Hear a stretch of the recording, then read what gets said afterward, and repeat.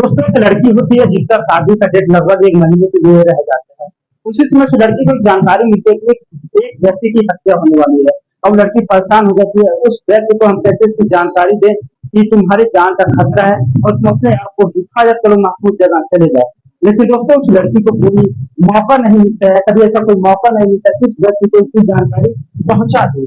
तो लड़की दोस्तों जब परेशान हो जाती है, हैरान हो जाती है, एक चिट्ठी लिखती है उस व्यक्ति के लिए और वो चिट्ठी एक अच्छा जगह पर जाकर के सेफ जगह पर रख देती है कि जब वो वक्त आएगा, जब वो समय आएगा, उस व्यक्ति को चिट्ठी दे दिया जाएगा।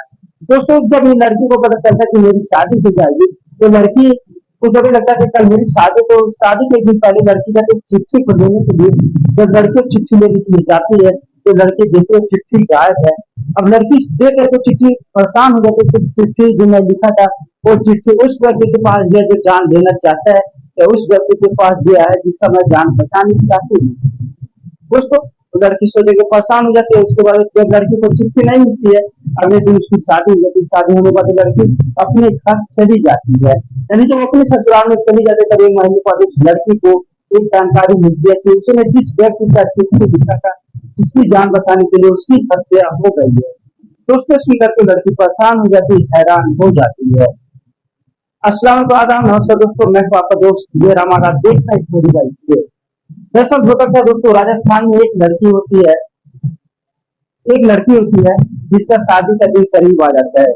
उस लड़की का जब दिन शादी करीब आ जाता है तो लड़की जो है शादी के लिए तैयारी करती है, लेकिन कभी उसको बीच ऐसी जानकारी मिलती है कि एक व्यक्ति की हत्या होने वाली है। बल्कि दोस्तों हत्या और किसी का नहीं, बल्कि उसी के पिता की हत्या होने वाली होती, और हत्या कौन करवाने वाला है, उसकी माँ हत्या करवाने वाली होती है।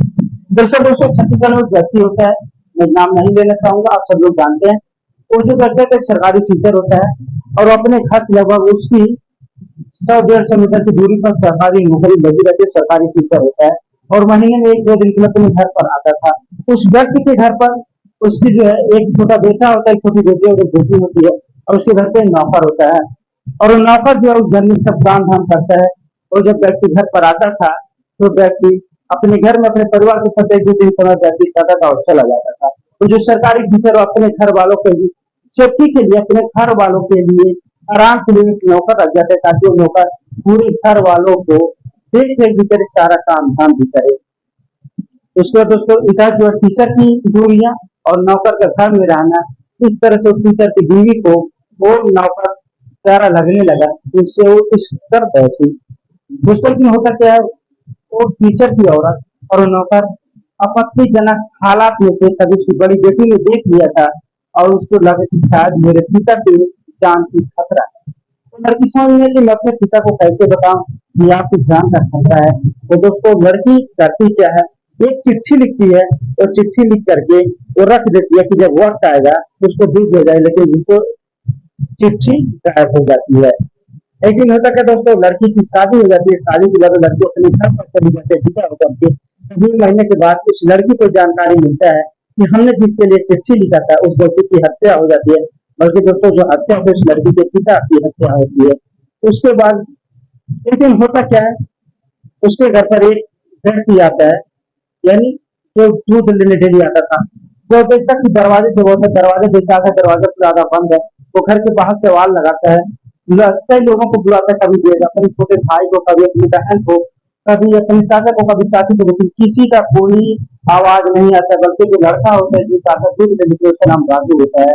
उसका दोस्तों तो वो दरवाजा खोल करके अंदर घुस जाता है तो देखता है एक चारपाई पर हमारे चाचा दूध पड़े हुए हैं, जो सरकारी टीचर होता है और खून से लगभग उनकी पूरी बॉडी है। वो चीखने लगता है, चिल्लाने लगता है। उसके चीखने चिल्लाने की आवाज सुनकर के उसकी चाची भी आ जाती है, वो भी देख करके चीखने चिल्लाने लगती है। जब उससे पूरी बात पूछती है तो बताता है कि चाची देखो ना चाचा को क्या हो गया। वो भी चीखने चिल्लाने लगते कि मेरे पति को मार दिया गया है। उधर जो बच्चे अंदर होते हैं एक कमरे के पास खिड़की लगा होता है, बच्चे भी कहते दरवाजा खोलो।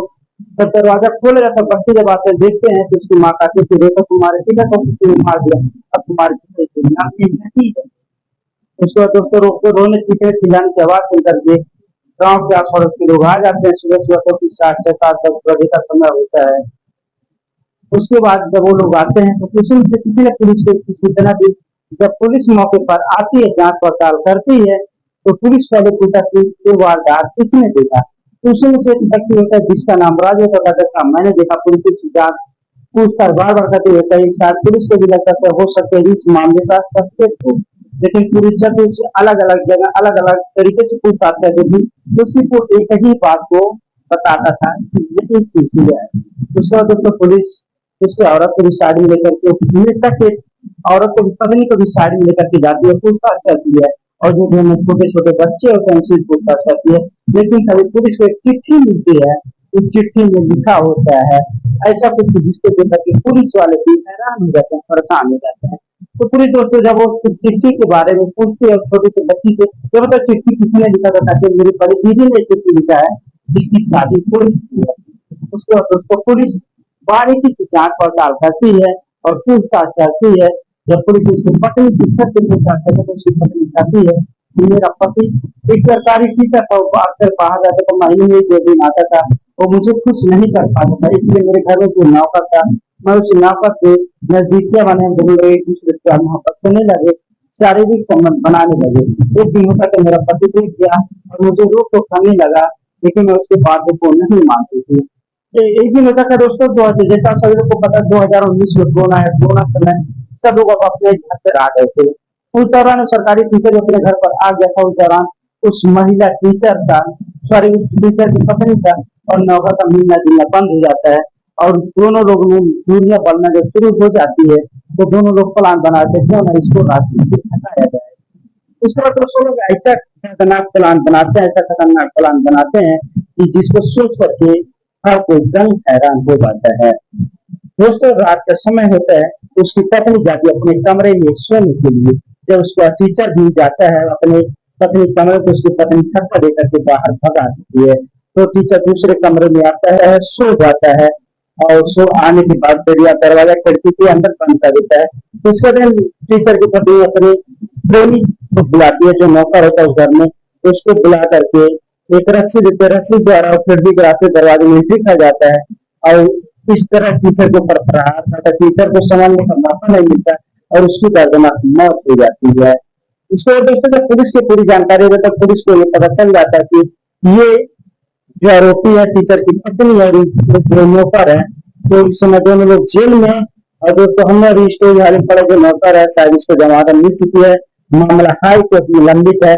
अगली जो है उसकी सुनवाई जब होने वाली, क्या होता क्या नहीं होता आपको जल्दी बताएंगे दोस्तों। तो दोस्तों जो मेरा कहानी सुनाने के उद्देश्य था आप सभी लोग को जागरूक करना मेरा उद्देश्य था, किसी को दिल दिखाना नहीं। मैं ये मेरे जागरूक करने के उद्देश्य से कभी भी आप लोग अवैध संबंध की चर्चा अपना और अपने परिवार को जिंदगी बर्बाद न करें। जय हिंद जय भारत।